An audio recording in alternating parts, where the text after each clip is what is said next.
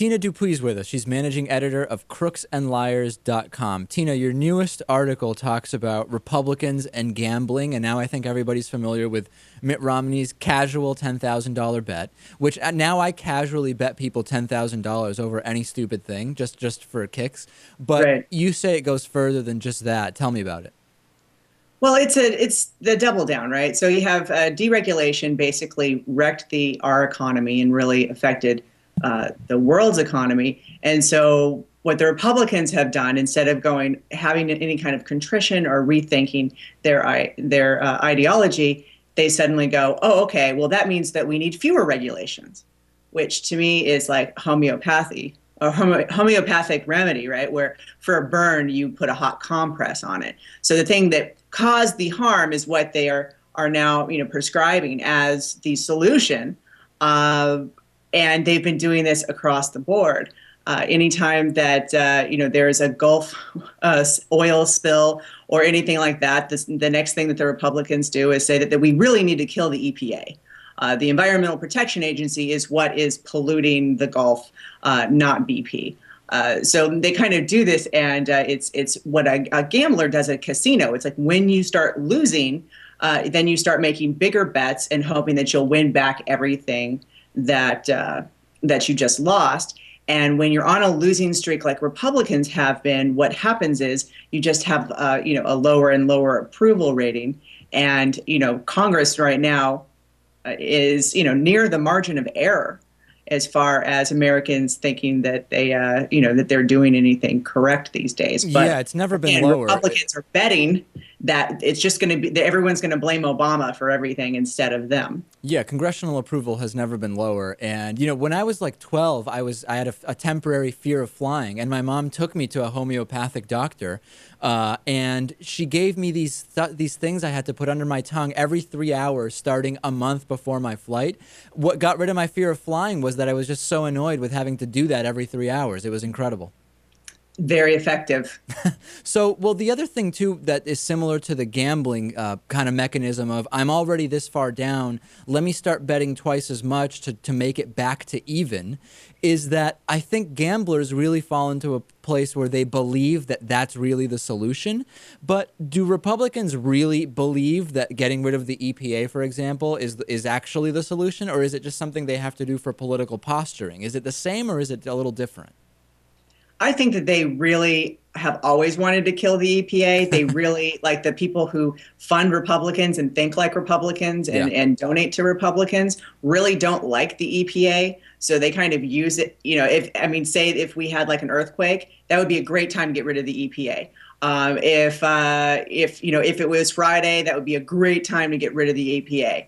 But they kind of, what it comes across as policies, it looks like a double down. It looks like they're just gambling and kind of throwing anything up against the wall in this desperate attempt to regain power, popularity, more popularity. It looks pretty, dangerous at this point because they are gambling with our futures.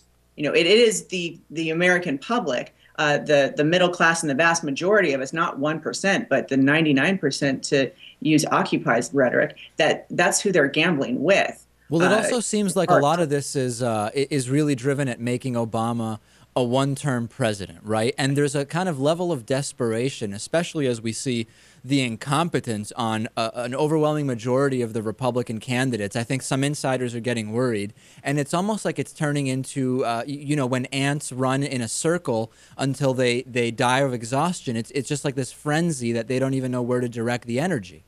Right. And they're also betting, again, that politics is a zero-sum game. That just because you have Obama, if you hurt Obama, then suddenly Republicans will gain in popularity. Bernie Madoff is not going to be more popular because we suddenly hate bankers.